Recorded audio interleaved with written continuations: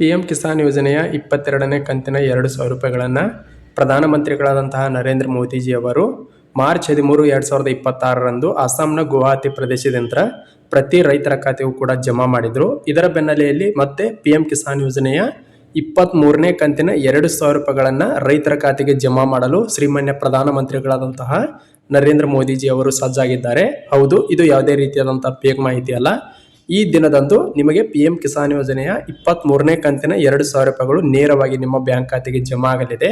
ಅದು ಯಾವ ದಿನದಂದು PM ಕಿಸಾನ್ ಯೋಜನೆಯ 2,000 ರೂಪಾಯಿಗಳು ರೈತರ ಖಾತೆಗೆ ಜಮಾ ಆಗಲಿದೆ ಅಂತ ಹೇಳಿ ಈ ಒಂದು ವಿಡಿಯೋದಲ್ಲಿ ಸಂಪೂರ್ಣವಾದಂಥ ಮಾಹಿತಿಯನ್ನು ತಿಳಿಸ್ಕೊಡ್ತಾ ಇದ್ದೀನಿ.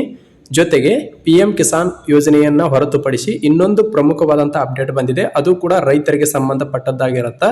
ಅದರ ಕುರಿತು ಕೂಡ ಈ ಒಂದು ವಿಡಿಯೋದಲ್ಲಿ ಸಂಪೂರ್ಣವಾದಂಥ ಮಾಹಿತಿಯನ್ನು ತಿಳಿಸ್ಕೊಡ್ತಾ ಇದ್ದೀನಿ.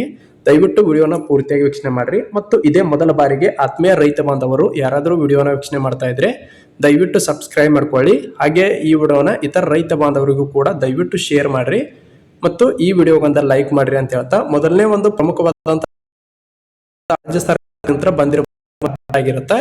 ಎಕರೆಗೆ 1 ಚೀಲ ಯೂರಿಯಾ ವಿತರಣೆ ಅಂತ ಹೇಳಿ ಇಲ್ಲಿ ನೋಡಬಹುದು.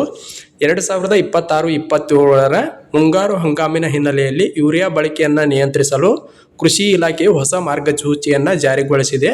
ಅದರಂತೆ ಪ್ರತಿ ಎಕರೆಗೆ ತಿಂಗಳಿಗೆ ಕೇವಲ 1 ಚೀಲ ಯೂರಿಯಾ ಮಾತ್ರ ವಿತರಿಸಲಾಗುವುದು ಎಂದು ಸಹಾಯಕ ಕೃಷಿ ನಿರ್ದೇಶಕ SB ದೊಡ್ಡಮನಿ ತಿಳಿಸಿದ್ದಾರೆ ಅಂತ ಹೇಳಿದ್ದಾರೆ. ಇದು ಇಡೀ ರಾಜ್ಯಾದ್ಯಂತ ಪ್ರತಿ ಎಕರೆಗೆ ಒಬ್ಬ ರೈತರಿಗೆ ಕೇವಲ 1 ಚೀಲ ಯೂರಿಯಾವನ್ನು ಮಾತ್ರ ನೀಡ್ತಾ ಇದ್ದಾರೆ. ಇದನ್ನು ಸ್ವತಃ ಕೃಷಿ ಸಚಿವಾಲಯ ಮಾರ್ಗಸೂಚಿಯನ್ನು ಹೊರಡಿಸಿದೆ. ಕಿಸಾನ್ ತಂತ್ರಾಂಶದಡಿಯಲ್ಲಿ ಗೊಬ್ಬರ ಪಡೆಯಲು ರೈತರು ಆಧಾರ್ ಮತ್ತು ಪಹಣಿಯನ್ನು FIDಗೆ ಜೋಡಣೆ ಮಾಡುವುದು ಕಡ್ಡಾಯವಾಗಿರುತ್ತೆ. FID ಹೊಂದಿರದ ರೈತರು ತಕ್ಷಣ ರೈತ ಸಂಪರ್ಕ ಕೇಂದ್ರ ಅಥವಾ ತೋಟಗಾರಿಕಾ ಇಲಾಖೆಯಲ್ಲಿ ನೋಂದಣಿ ಮಾಡಿಕೊಳ್ಳುವಂತೆ ಸೂಚಿಸಲಾಗಿದೆ ಅಂತ ಹೇಳಿದ್ದಾರೆ. ಅಂದರೆ ನೀವೇನಾದರೂ ಕಿಸಾನ್ ತಂತ್ರಾಂಶದ ಅಡಿಯಲ್ಲಿ FID ಮಾಡ್ಕೊಂಡಿಲ್ಲ ಅಂದ್ರೆ ನಿಮ್ಗೆ ಯಾವುದೇ ಕಾರಣಕ್ಕೂ ಕೂಡ ಯೂರಿಯಾನ ವಿತರಣೆ ಮಾಡುವುದಿಲ್ಲ. ಕಡ್ಡಾಯವಾಗಿ ಯೂರಿಯಾ ಬೇಕಾಗಿತ್ತಂದ್ರೆ ನೀವು FIDಯನ್ನು ಮಾಡ್ಕೊಳ್ಳುವುದು ಕಡ್ಡಾಯವಾಗಿರುತ್ತೆ. ಜೊತೆಗೆ ಅದಕ್ಕೆ ನಿಮ್ಮ ಆಧಾರ್ ಕಾರ್ಡ್, ಯಾರ್ದು ರೈತರ ಪಹಣಿ ಇರುತ್ತಲ್ಲ, ಪಹಣಿ ಮತ್ತು ಆಧಾರ್ ಕಾರ್ಡ್ ಎರಡನ್ನೂ ಕೂಡ ಕಡ್ಡಾಯವಾಗಿ ಜೋಡಣೆ ಮಾಡಬೇಕಾಗಿರುತ್ತೆ. ವ್ಯಾಪಾರಿಗಳು ಆಧಾರ್ ಪರಿಶೀಲನೆ ಇಲ್ಲದೆ ಗೊಬ್ಬರವನ್ನು ನೀಡಬಾರದು ಮತ್ತು ತೆರಿಗೆ ಸಮೇತ ಅಸಲಿ ಬಿಲ್ಲನ್ನು ನೀಡುವುದು ಕಡ್ಡಾಯವಾಗಿದೆ ಅಂತ ಹೇಳಿದ್ದಾರೆ. ನೀವು ಎಲ್ಲೇ ಗೊಬ್ಬರಗಳನ್ನು ಅಂದರೆ ರಸಗೊಬ್ಬರಗಳನ್ನು ಖರೀದಿ ಮಾಡಲು ಹೋದಾಗ ಅಲ್ಲಿ ಕಡ್ಡಾಯವಾಗಿ ನಿಮ್ಮ ಆಧಾರ್ ಕಾರ್ಡನ್ನು ಪರಿಶೀಲನೆ ಮಾಡ್ತಾರೆ. ಒಂದು OTP ಮೂಲಕ ನೀವು ಆಧಾರ್ ಕಾರ್ಡನ್ನು ಪರಿಶೀಲನೆ ಮಾಡ್ಕೊಳ್ಬೇಕಾಗತ್ತೆ, ಅಥವಾ ಎರಡನೇದು ಬಯೋಮೆಟ್ರಿಕ್ ಮೂಲಕವೂ ಕೂಡ ನೀವು ಆಧಾರ್ ಕಾರ್ಡನ್ನು ಪರಿಶೀಲನೆ ಮಾಡ್ಕೊಳ್ಬೇಕು. ಅಂದಾಗ ಮಾತ್ರ ನಿಮಗೆ ಯೂರಿಯಾವನ್ನು ಕೊಡ್ತಾರೆ. ಪ್ರತಿ ತಿಂಗಳಿಗೆ ಕೇವಲ 1 ಚೀಲ ಯೂರಿಯಾವನ್ನು ಮಾತ್ರ ವಿತರಿಸಲಾಗುವುದು ಅಂತ ಹೇಳಿದ್ದಾರೆ. ಅಂದರೆ 1 ಎಕರೆಗೆ 1 ಚೀಲವನ್ನು ಮಾತ್ರ ನಿಮ್ಗೆ ಯೂರಿಯಾವನ್ನು ಕೊಡ್ತಾ ಇದ್ದಾರೆ. ನಿಮಗೆ ಕಡ್ಡಾಯವಾಗಿ ರಸಗೊಬ್ಬರಗಳು ಬೇಕಾಗಿತ್ತಂದ್ರೆ ಕಿಸಾನ್ ತಂತ್ರಾಂಶದ ಅಡಿಯಲ್ಲಿ FID ಮಾಡ್ಕೊಳ್ಳುವುದು ಕೂಡ ಕಡ್ಡಾಯವಾಗಿರುತ್ತೆ. ಯಾವ ರೈತರು ಇದುವರೆಗೂ ಕೂಡ FIDಯನ್ನು ಮಾಡ್ಕೊಂಡಿಲ್ಲ, ದಯವಿಟ್ಟು ಆದಷ್ಟು ಬೇಗನೆ ಹತ್ತಿರದ ರೈತ ಸಂಪರ್ಕ ಕೇಂದ್ರಕ್ಕೂ ಹೋಗಿ FIDಯನ್ನು ಮಾಡ್ಕೊರಿ. ಇದೊಂದು ಪ್ರಮುಖವಾದಂತಹ ಅಪ್ಡೇಟ್ ಅಂತಾನೆ ಹೇಳ್ಬೋದು. ಇನ್ನು ಎರಡನೇ ಪ್ರಮುಖವಾದಂತಹ ಅಪ್ಡೇಟ್ ಬಗ್ಗೆ ನೋಡೋದಾದ್ರೆ, ತಾವೆಲ್ಲರೂ ಕೂಡ ಬಹಳ ಕಾತರ 23ನೇ ಕಂತಿನ 2,000 ರೂಪಾಯಿಗಳು ಯಾವ ದಿನದಂದು ರೈತರ ಖಾತೆಗೆ ಜಮಾ ಆಗಲಿದೆ ಅಂತ ನೋಡೋದಾದ್ರೆ, ತಮ್ಮೆಲ್ಲರಿಗೂ ಕೂಡ ಗೊತ್ತಿರುವ ಹಾಗೆ PM ಕಿಸಾನ್ ಯೋಜನೆಯ ಅಡಿಯಲ್ಲಿ ವಾರ್ಷಿಕವಾಗಿ ಅಂದರೆ ಪ್ರತಿ ವರ್ಷಕ್ಕೆ 6,000 ರೂಪಾಯಿಗಳನ್ನು 3 ಕಂತುಗಳಲ್ಲಿ, ಪ್ರತಿ ಕಂತಿಗೆ 2,000 ರೂಪಾಯಿಗಳಂತೆ 3 ಕಂತುಗಳಲ್ಲಿ ನೀಡ್ತಾ ಇದ್ದಾರೆ. ಪ್ರತಿ ವರ್ಷವೂ ಕೂಡ ಫೈನಾನ್ಷಿಯಲ್ ಇಯರ್ ಅಂದರೆ ಹಣಕಾಸು ವರ್ಷ ಪ್ರಾರಂಭವಾಗುವುದು ಏಪ್ರಿಲ್ನಿಂದ. ಅಂದರೆ ಪ್ರತಿ ವರ್ಷ ಏಪ್ರಿಲ್ನಿಂದ ಜುಲೈವರೆಗೆ ಮೊದಲನೇ ಕಂತನ್ನು ನೀಡ್ತಾರೆ.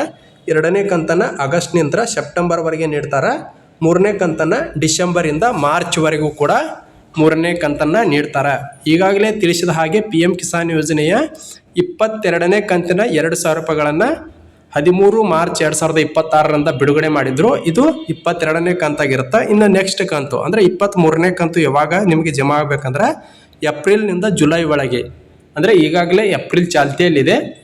ಏಪ್ರಿಲ್, ಮೇ, ಜೂನ್, ಜುಲೈ ಅಂದರೆ 4 ತಿಂಗಳ ಒಳಗಾಗಿ ನಿಮಗೆ PM ಕಿಸಾನ್ ಯೋಜನೆಯ 23ನೇ ಕಂತಿನ 2,000 ರೂಪಾಯಿಗಳು ಜಮಾ ಆಗಬೇಕಾಗಿದೆ. ಅದರಂತೆ ಮಾಹಿತಿಯನ್ನು ನೋಡೋದಾದ್ರೆ ಮೇ 2ನೇ ವಾರ ಅಥವಾ 3ನೇ ವಾರದಲ್ಲಿ PM ಕಿಸಾನ್ ಯೋಜನೆಯ 23ನೇ ಕಂತಿನ 2,000 ರೂಪಾಯಿಗಳು ಜಮಾ ಆಗುವಂತಹ ನಿರೀಕ್ಷೆ ಇದೆ. ಕೃಷಿ ಸಚಿವಾಲಯದ ಮೂಲಗಳಿಂದಲೂ ಕೂಡ ತಿಳಿದು ಬಂದಿದೆ. ಮೇ 2ನೇ ವಾರದಲ್ಲಿ PM ಕಿಸಾನ್ ಯೋಜನೆಯ 23ನೇ ಕಂತಿನ ಹಣ ಜಮಾ ಆಗಲಿದೆ. ಇದೊಂದು ಸಿಹಿ ಸುದ್ದಿ ಅಂತಾನೆ ಹೇಳ್ಬೋದು.